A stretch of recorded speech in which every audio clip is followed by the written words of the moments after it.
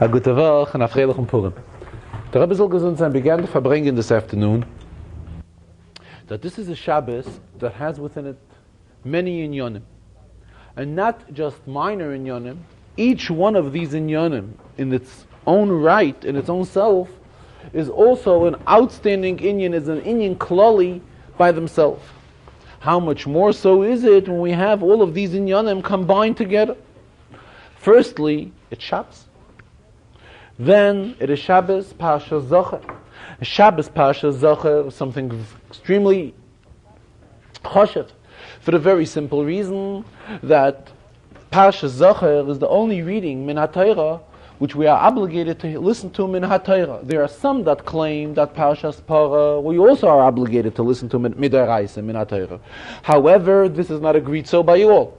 However, as far as Parshas Zocher is concerned, it's agreed by everyone that Parshas Zocher is an extremely midaraisa. It's our obligation to listen to Parshas Zocher min HaTorah.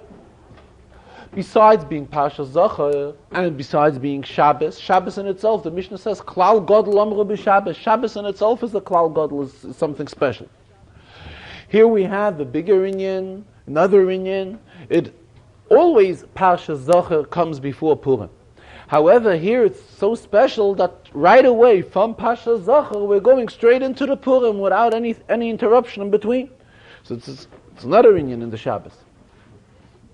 Also, this year is a Shnas HaIbur. It's a leap year. So this gives special chivas to the year. Not only is it stam a leap year, it's a year that came out to mention already several times, that this is a year, it's a Shana Shleima. It's a year that the most amount of days that could ever be in a Jewish calendar year, this year has it. So Mamela, it's a year that contains, it's a special year, and how the year is special also, this Shabbos contains within itself many, many inyan. Also, this Parshas Zocher must always be before Purim. However, Parshas Zocher mustn't always be Parshas Tzav. In other words, Parshas Zocher could fall out on a different Seder. The Rebbe spoke about it a little bit later. For example, last year, Parshas Zocher came out Parshas Tzav. This year, Parshas Zocher comes out Parshas Tzav. So we must say that we can derive Hairos, we can derive lessons from all of these inyanim, and particularly from the fact that all of these inyanim are combined. And the lessons that we are going to derive from all of these inyanim have to be such that it is a Hairos that we can bring down into action, into Maisa. As Torah keeps on stressing, HaMaisa hu ha'ikar, mainly it is Maisa. Firstly, we're talking about Parshas Zocher. Zocher means to remember. So the minute the person hears the word Zocher, it immediately creates within his mind the thought of remembering. What's the pshat to remember? Whom does he remember? What should he remember? Being Chazal tell us, Adam korav eitz la'atzmai, one is close to his own self. Therefore, if we're talking about remembering, he will definitely refer to himself immediately. So the pshat he's going to remember regarding himself. What do we mean, Zocher, that a person has to remember himself? So the Rebbe Zunzan explained, we're talking about Parshas Zocher. Zocher es asher osa lecha Amalek. We are commanded to remember never to forget, al tishkach, what Amalek has done to us. Brought an example from Aseres HaDibros, which is an extremely klolistic inyan, a major inyan. In Aseres HaDibros we find that the Aseres HaDibros begin, Anoichi Hashem Elokecha. The Rebishter is Hashem Elokecha. So, actually, we are not talking about the existence of anything else other than Anoichi Hashem Elokecha. Right away it comes to the second Dibra. What is the second Dibra? Right away, Lo yiyeh lecha Elokim acher. In other words, we are cautioned that we are not to believe in anyone else other than in the Rebishter. Just we were told only in Anoichi Hashem Elokecha. So why is there need to mention right away the inyan of Lo yiyeh lecha Elokim acher? We're not talking about the existence of Elokim acher altogether. There's no mention of Elokim acher.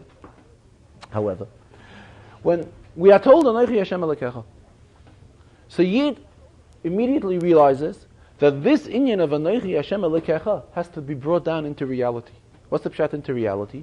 We came down onto this world to fulfill to serve the Rebbeinu Shalom. That is why we came down into this world.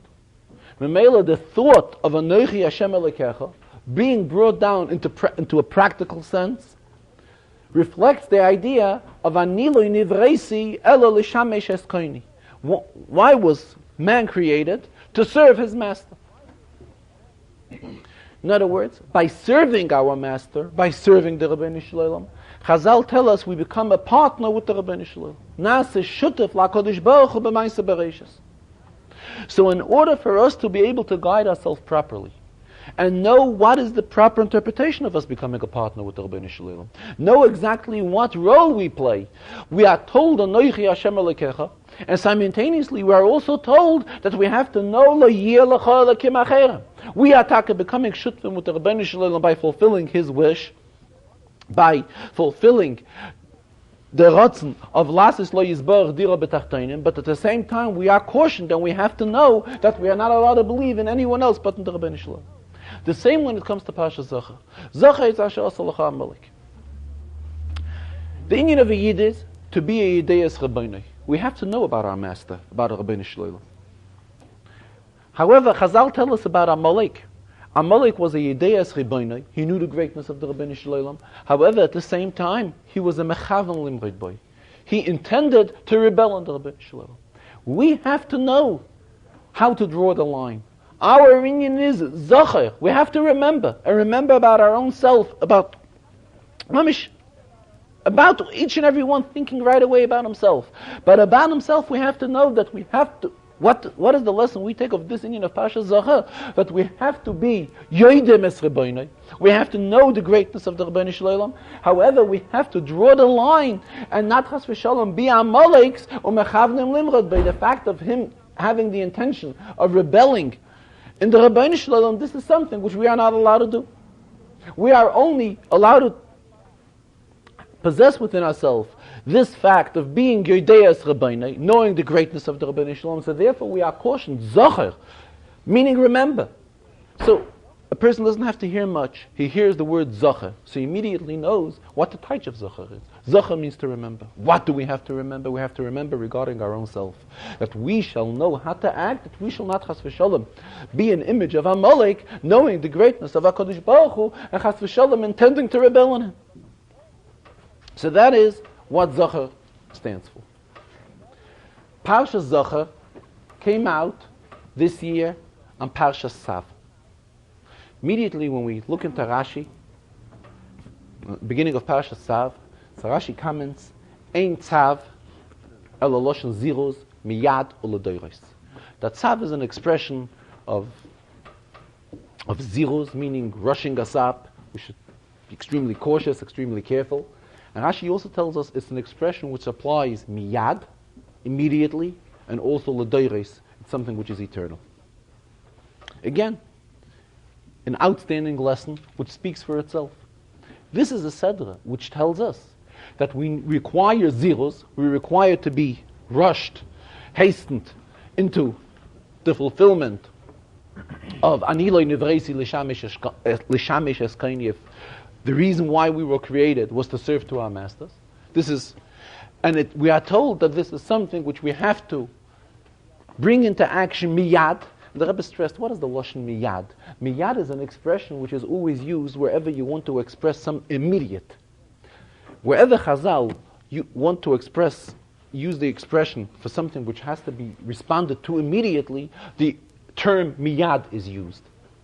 So in other words, Parsha Tzav reminds us that we immediately have to be ready without any delay, without any postponing. We have to be ready to fulfill our reason of creation, which is Anilo Nivreisi Elo Lishamesh Eskaini. At the same time, we are told, not only is it something immediate, this is something which is ledoros. It is immediate, and together with it, it is something eternal which we have to carry on constantly and eternally. And as the Rebbe explained, it's something which concerns ourselves, it concerns our immediate family, and our further away family, and our environment, that we have to instill this lesson of Tzav into each and every one of them. And this is something which has to be brought into our children and grandchildren and Tze'etzoyim, all the way down. Bring them and share with them this concept of what the message of Tzav carries within it. For example, last year we read Parshas Zocher, fell out on Parshas Tzav. Parshas Tzav discusses a very chashuv inyan. Parshas Tzav discusses the menorah, which is something very chashuv. However, we don't find by the menorah such an expression that it's something which should apply l'dairos. There are many. Every inyan in the Torah, the Rebbe says, is an inyan nitzchi. Everything in the Torah is really eternal, and everything is something which we can derive a lesson from at all times and in all places. However, we still find that there are certain mitzvahs which the Torah uses the expression l'dorei seichem, chukas olam l'dorei seichem. It's an eternal commandment forever. And on the other hand, we find certain mitzvahs where it is not mentioned. And by the Kolben Tamid, which is what we read about in the beginning of Parshas Tzav, which this is a major kolben, a very important kolben. This was the very first kolben of the day and the very last kolben of the day. As we say, Allah hashlim kol kolbanis kulam, this was the very last kolben of all the kolbanis. And together with it was also the very first kolben. All the kolbanis came between the Tmidim. And here by the Kolben Tamid we find this great stress that this is something which is eternal. The expression of Tzav is an expression which applies from Miyad Uladoiris. That is the accomplishment wherever we have an expression of Tzav. Even in Parshas Tzav, where the Torah talks about the menorah, there's an expression of Tamid there. That the menorah, something. However, the word Tamid still does not have this eternal meaning as the word Tzav does. Abba said that it came out to discuss the senior last year, and he doesn't know how many people remember. When he spoke about it last year, he says many remember, many have managed to forget already. Many, he says, didn't listen to Ketchila because they were busy sleeping while he discussed it. And after all, he says we can't complain. The inyan of sleeping on Shabbos is Shina b'Shabbos Tainug. Shina b'Shabbos Tainug is such a chashuv inyan that it's abbreviated in the word of Shabbos. So in Mela, those that will remember, fine. Those that don't remember already, there's another eitzah. There's an eitzah. The inyan has already been put into writing, and they can check after, look it up as it was written. How we discussed this inyan last year.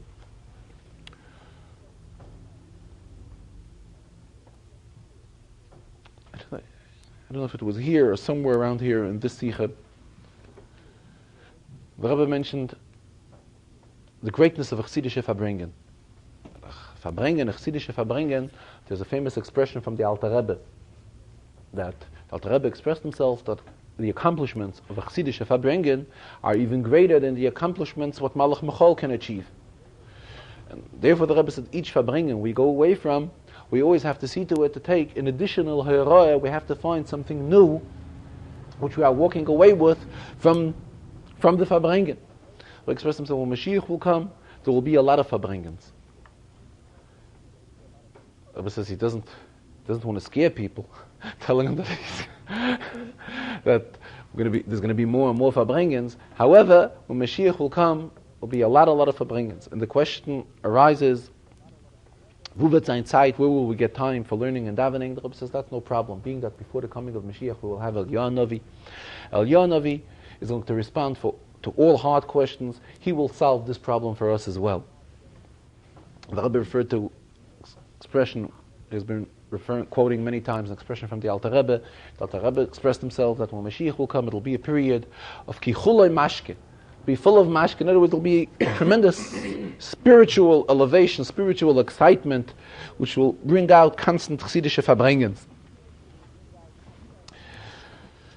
So these are the special inyanim which we can derive from Parshas Zocher and from the combination of Parshas Zocher with Parshas Tzav, and taking in consideration that this is also a leap year. What's the inyan of a leap year? Shana Muberes. So as stressed many times, the whole idea of a Shana Muberes is to straighten out the Shnas Hachama and the Shnas Halavana.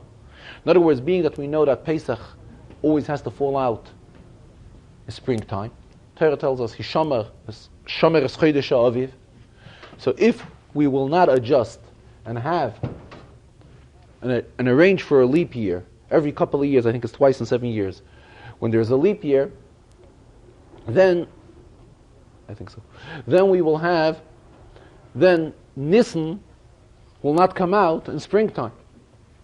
So what is the whole inyan of a leap year? What we derive from this is, in the spiritual sense, the idea of a leap year is to be mashlim, to fill whatever we have been lacking. In other words, to make sure that everything is arranged properly. This is the idea of a leap year. B'meila in the spiritual sense as well. If we have missed out anything, if we've been lacking something, in order to straighten ourselves out spiritually, this is what the leap year reminds us of.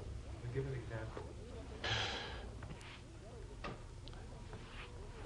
Together with this, there is also another inyan, which is negeya to this week.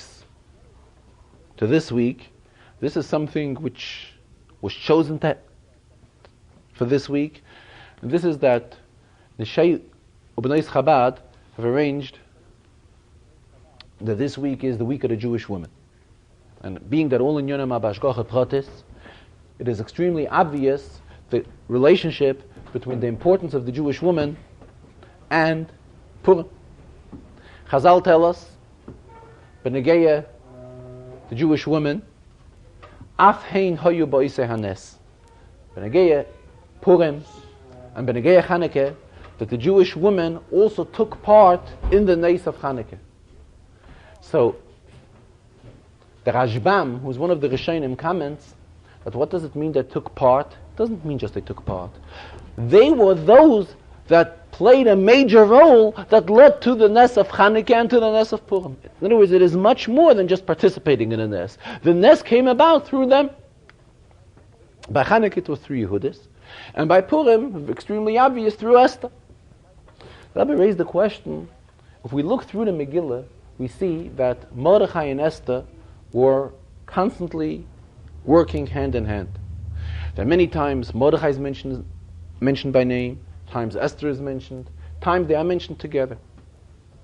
Furthermore, if we look into the Megillah, we will notice that the arrangement was that Esther should follow all of the instructions of Mordechai.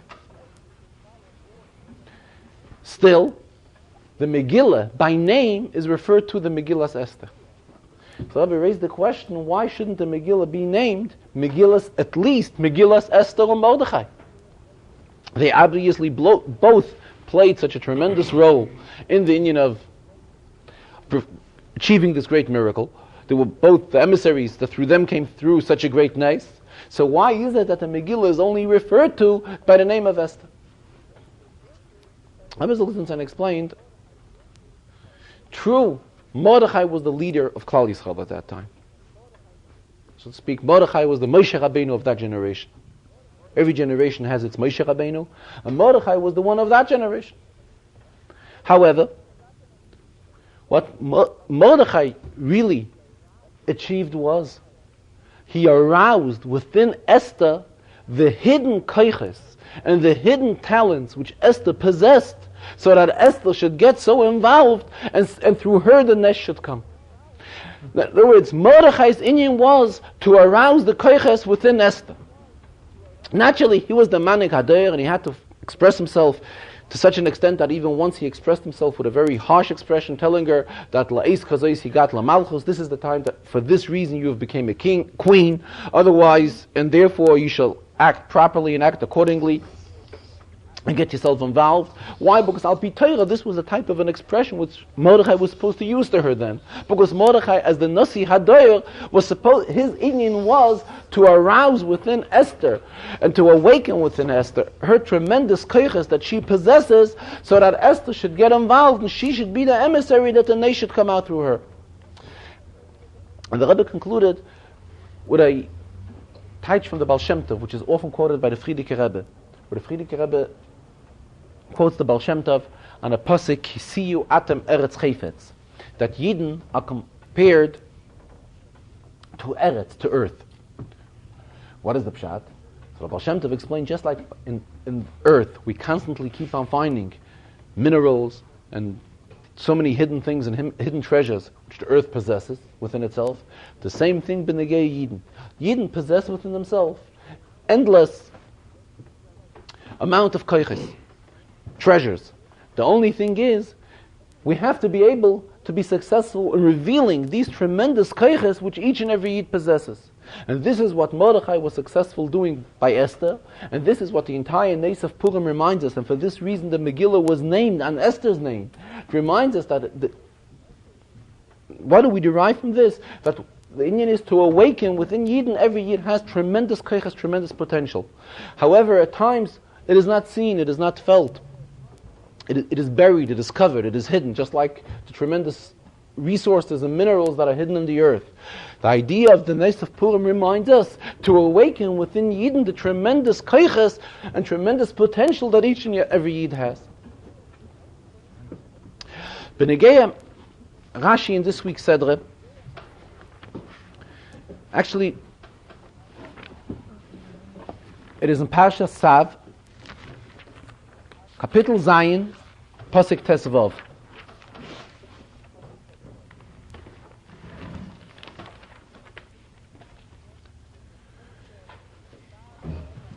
Pasuk says, "Ufsar zevach toide shlomov," the meat of the korban, b'yoyim korbana ya'achel, we are permitted to eat it on the day of the korban.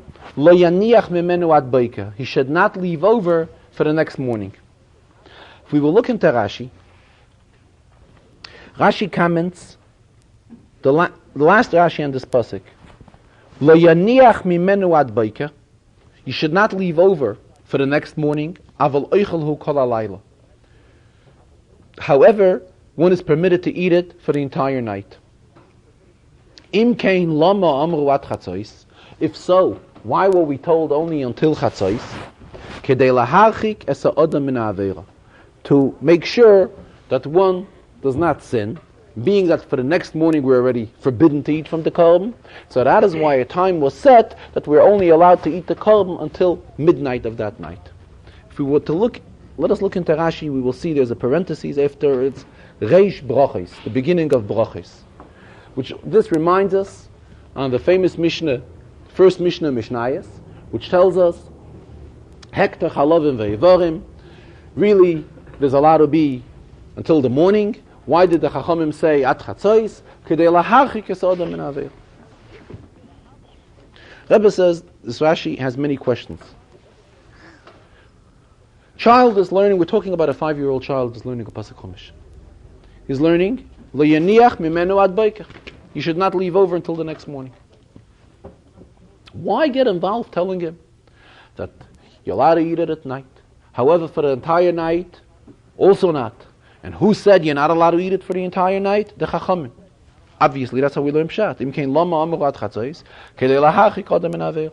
Rashi gets involved in quoting a Mishnah, which is the Mishnah in Berachos. If we look a little further, it is not only a Mishnah, it is a Teiras Kohanim, which is also from Chazal.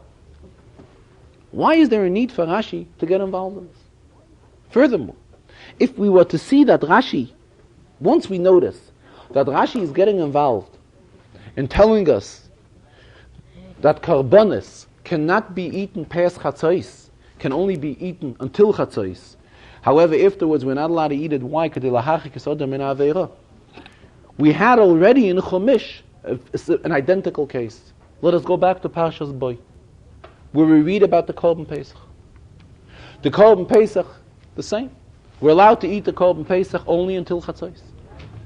Furthermore, the Isser of eating the Korban Pesach after chatzos is not something which Amru Chachamim Kedei Lahachik Es Ha'adam Min Ha'avera. It's a midaraisa, min ha'Torah. The Rebbe says there's a Tana, Rabbi Elazar ben Azariah. Rabbi Elazar ben Azariah holds that min ha'Torah we're allowed to eat the Korban Pesach only until chatzos. And the emes is this idea whether the Korban Pesach is allowed to be eaten until chatzos or later. This is something which a child is very familiar with. Why? Because the child participates in the Seder. And the child sees that we always rush to eat Afikoymen before Chatzos. Why do we rush to eat Afikoymen before Chatzos? Afikoymen is to do with the Korban Pesach. So the child has something in the back of his mind. He's already familiar that the Korban Pesach we're allowed to eat only until Chatzos. Still, when we learn Pashas Boy, and we learn all which we have had in the previous Chumash, Chumash Mois, and we learn all the psukim about the Korban Pesach, Rashi does not mention a word that the Korban Pesach is not allowed to be eaten after Chatzos. Comes here,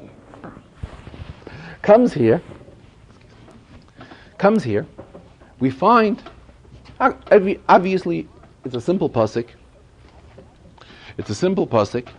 And Rashi gets involved, telling us that we're not allowed to eat it for the entire night, only until chatzos, kedei lahachik sodom and aver. Rabbi said, in Pshat, which this is the whole idea of Rashi, keep ourselves in the realm of Pshat, he feels that there is a need to learn a new Pshat here, which the average Melamed, the average Rebbe teacher, when he learns with children Chumash, does not teach it that way. Rashi tells us, Aval oichelhu kol halayla. Im kein lama amru ad chatzos. Who is amru? Lama amru. Who are the ones that said ad chatzos? So, as we usually learn Rashi, we immediately refer to the Chachamim of Reish Brachas of the Mishnah. This is our error. This parentheses of Reish Brachas is not something which Rashi wrote.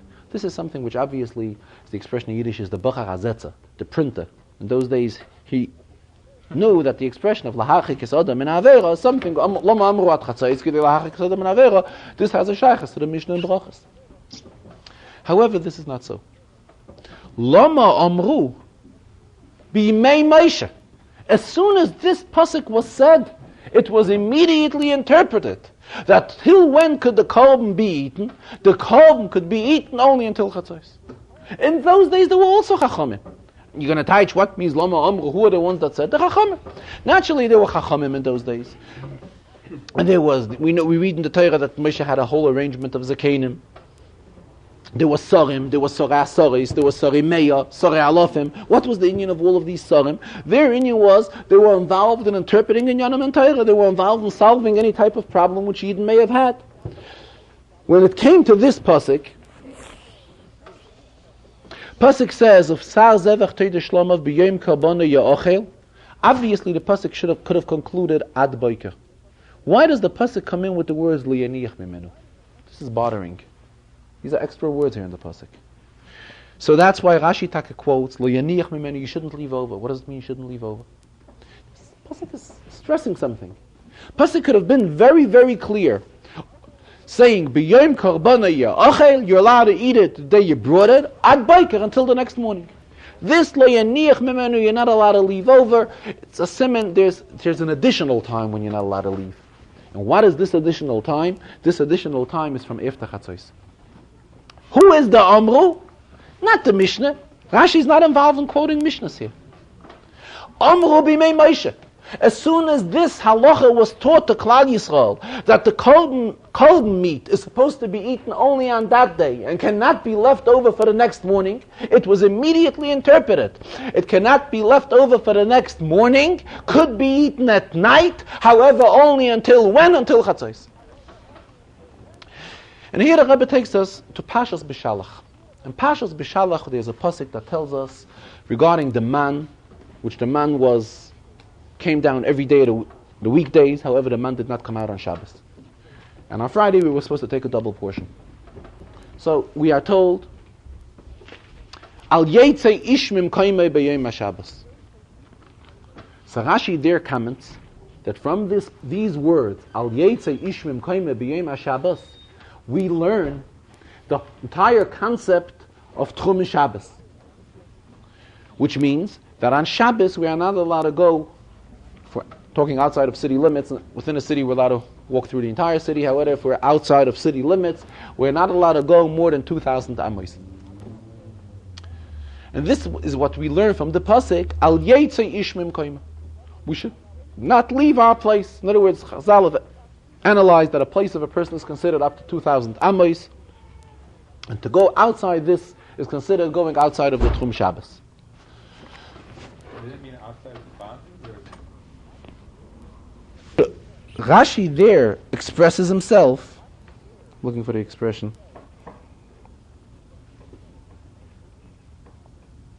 Al Yeitzei Ishmim Koimei,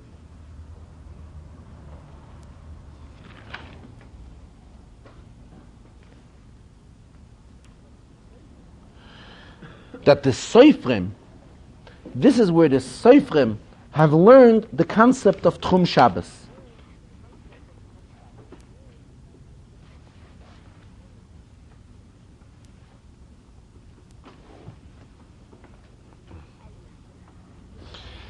Al Yetzei, Elu Alpayim Amma Shel Tchum Shabbos. V'loi b'mefurish, it's not really spelled out beferish in the pasuk. She'ein Tchumin ele medivrei soifrim. Tchumin, who are those that originated Tchumin? So we would Pashat learn it means medivrei soifrim the Chachamim. The Rebbe is learning that in the days of Moshe, when this pasuk was said, there were soifrim. What's pshat soifrim? Sefer Torah, right? So a sefer is one who is heavily involved in the sefer Torah. In other words, a sefer is another expression for a Talmud Chacham. It doesn't mean a scribe as we refer to it today. He is involved in sefer Torah. One who is heavily involved in sefer Torah is referred to in Lashon Chazal and Lashon Rashi as a sefer. So they initiated then this idea that we're not allowed to go outside of our boundaries on Shabbos. We're not allowed to go more than the Tchum Shabbos. Fine. When do we use the expression Soifrim?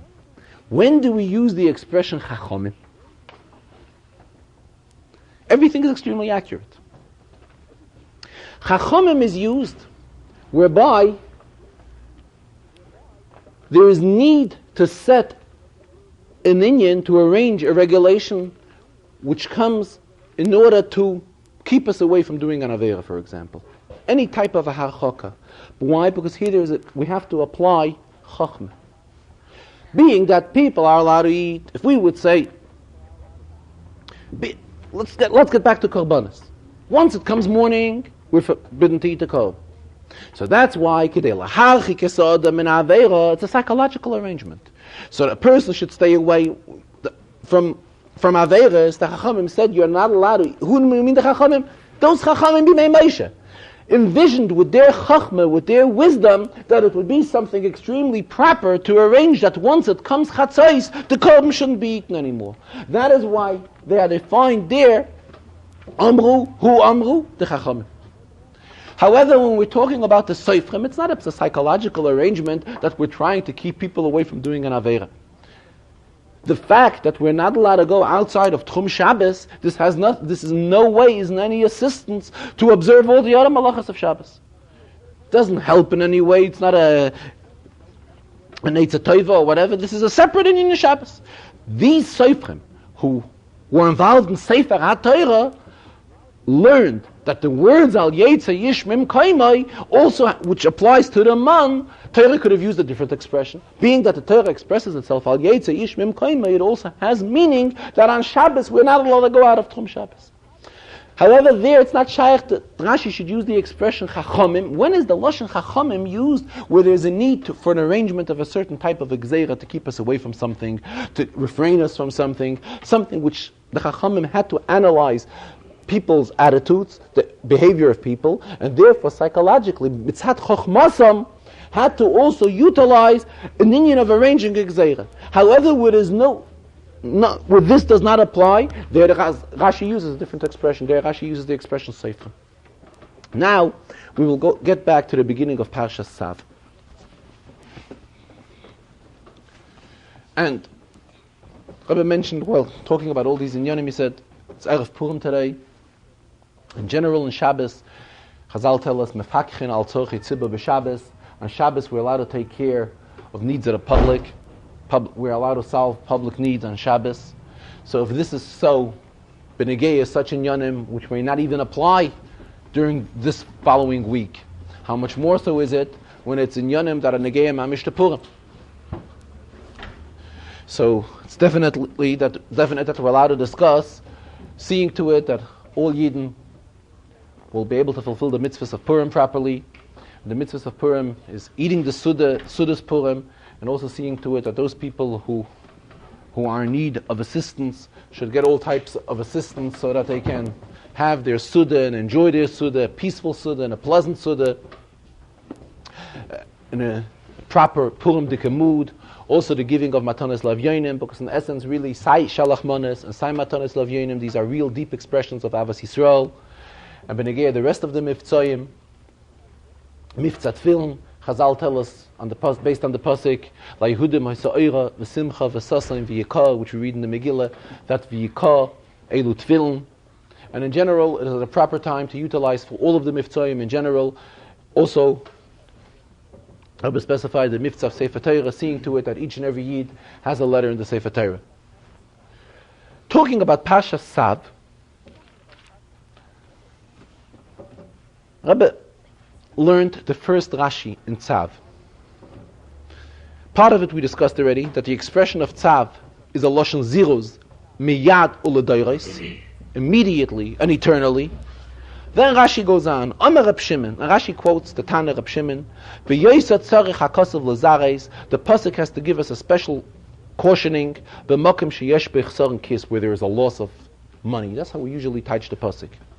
Rabbi says, previous years he explained already this Rashi, why there's a need for Rashi to quote who's the one that says it, Reb Shimon, but we're not getting into these details now. There's a very, very obvious question in this Rashi. We require tremendous cautioning where there's a loss of money. So first of all, Rashi shouldn't use the expression chesar kis. Chesar kis doesn't mean a loss of money. Chesar kis means losing our wallets. Chesar mammon means losing money. Kis is the wallet where one holds money. And if everything, we know that everything is extremely accurate, why does it take that Rashi uses the expression chesar kis? Furthermore, what's the pshat? The child needs to be cautioned. The child who's learning Chumash is learning that we need extra cautioning with his chesar kis, with his loss of money. How is it with other mitzvahs? Every mitzvah costs money.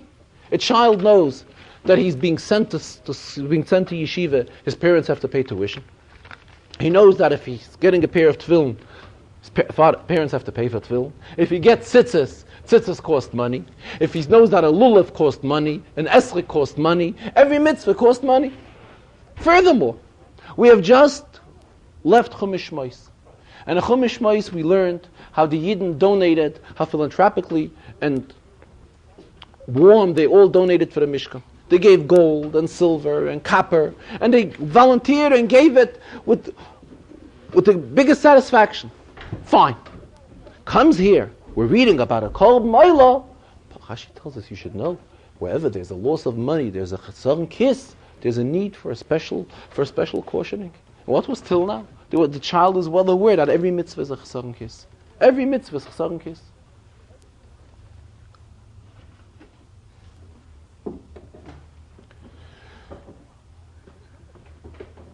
So there's some that want to say that being that the pasuk here is talking about a kol ma'ila.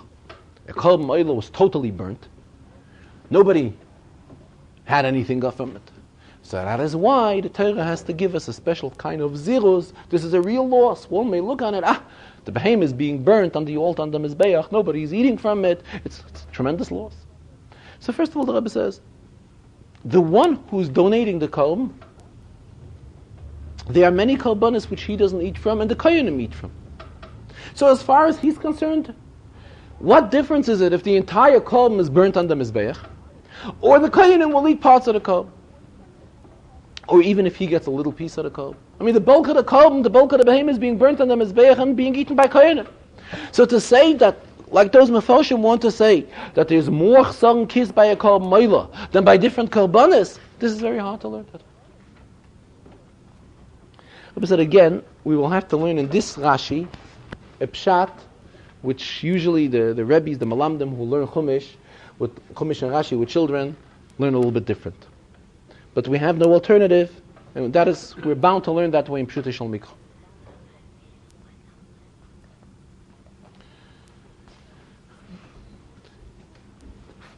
The fact that there's an extra need to be cautioned here, because there's a extra expenditures, as we should call it, does not apply only to the korban oila.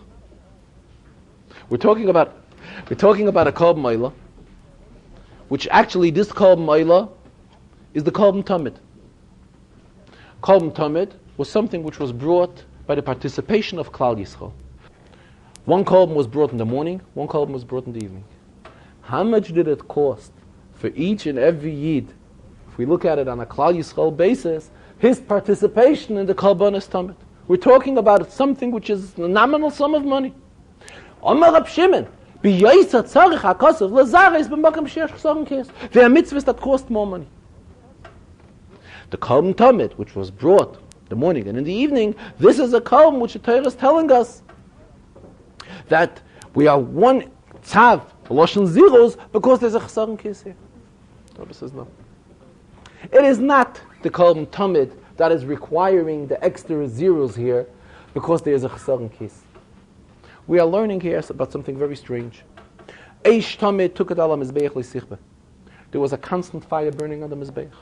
There were constantly wood burning on the Mizbeach. And if we look back into Chazal, wood in those days was something which was an expensive commodity. We know, find in Gemara that there were various mishpachas, various families that volunteered bringing the wood, contributing the wood for the Mishkan and for the Beis HaMikdash later. And it was a yontif for them when they brought in their wood. And there was a special inspection that the wood should be good wood, and it shouldn't be rotten wood, it shouldn't have worms in it. We're talking about something which is an ongoing, constant expense. And this is why there is a requirement for Tzav here. And that is why Rashi does not say Chazarah Momain. There is Chazarah Momain and there is Chazarah Kis. Chazarah Momain means an expense of money. What is Chazarah Kis? We lose our wallets. Losing our wallets is like losing a much bigger sum than losing money. And that is why we see Taka every word in Rashi is extremely accurate. We know there's a concept of Chazarah Zman, Chazarah Maise, Chazarah Momain. Here Rashi doesn't say Chazarah Momain, because this is much more than Chazarah Momain. When there's a Chazarah Momain, there's no need for the Pasuk to give us any special warning. Yid not used to it. Yid have contributed for the Mishkan. A Yid knows that a mitzvah has to cost him money. A Yid is well aware of that. But here is hearing of a new concept. You're going to bring karbanis every day. The Yid is not scared by that. It's not going to cost him that much. However, he hears that wood is constantly going to be burning. Constantly burning wood. 24 hours a day. For years. Eternally. As long as the Mishkan was going, as long as the Beis HaMikdash was on, they were burning an expensive commodity of those days. This is something which is Chazarah Kis. It's going to take our wallets away. Not only is it going to take our money away, where we keep our money, we're not going to need a wallet. Why do you need a wallet? The Rebbe explained. You need a wallet. You should have where to keep money. If you don't have money, you don't need a kiss. You don't need a wallet. Chazarah Kis this is such an expensive proposition that we're going to lose our kiss. We're going to throw away our wallets because we're not going to have our monies. That is why there's a special need for the pasuk to caution where there's a Chazarah Kis. And here we see how every expression in Rashi is extremely accurate. Pasuk says the expression Tzav. Rashi tells us why is there an expression of Tzav? Because this is a very expensive mitzvah. Getting back to the inyanim of Purim, Rabbi again alerted to see to it that all the Yidden have their Purim needs to be able to celebrate the Purim joyously, in a proper mood, in a proper Purim dikus, as it's befitting for Purim. In Purim we know we have to give a lot of tzedakah, and the expression is that Kol hapoished yad noisnan lo. Anybody that stretches out an arm, we see a stretched out arm on Purim, we have to respond and give tzedakah to this arm. The Rebbe says it's brought in Sfarim, even Goyim. As any stretched out arm we see on Purim, we have to respond to it and give tzedakah. The Rebbe says that this stretched out arm of Yidden uniting and responding to all stretched out arms will bring about the Lecho Hashem tzedakah, that the Rebbe will give tzedakah to our stretched out arm, to the Klal Yisrael stretched out arm. Klal Yisrael also has an arm that's stretched out, that's screaming already, Ad Mosai. How much longer will we be in Galus? So when the Rebbe will see how Yidden are responding properly to all the stretched out arms and giving tzedakah, Matanos Lavyonim and tzedakah, which all of this is an expression of Avos Yisrael, the Rebbeinu Shalom will stretch out his arm as well and take us out of Galus. A good Tavach, and Afchelach and Purim, let's take a Hamantash, let's say L'chaim. Now listen, it's Purim.